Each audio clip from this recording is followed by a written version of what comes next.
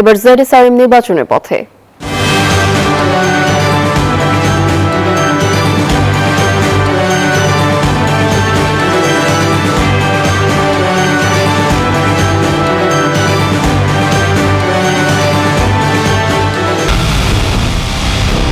পুরো দেশের মুখে হাসি ফোটাতে নিজেকে হতে হয় স্ট্রং, আর মনোবল হতে হয় স্পার্ক দৃঢ়। জেডএসআরএম 25 বছরের পথ চলায় নিরাপদে রাখার প্রত্যয়ে।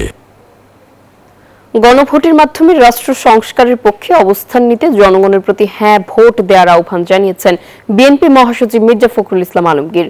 রবিবার দুপুরে নিজের নির্বাচনী এলাকা ঠাকুরগাঁও 1 আসনের জগন্নাথপুর ইউনিয়ন গলিমবাবুর হাট এলাকায় গণসংযোগ করেন তিনি। মির্জা ফখরুল বলেন, এতদিন যারা দেশ পরিচালনা করেছিল তারা পালিয়েছে, এখন দেশের সবকিছু ঠিকঠাক করতে হবে, আর এই জন্য দরকার সংস্কার। সেই সংস্কারের সিদ্ধান্ত নিতেই গণভোট হচ্ছে।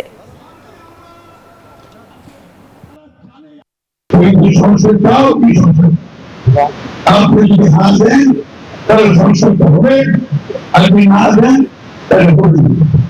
তাহলে আমাদের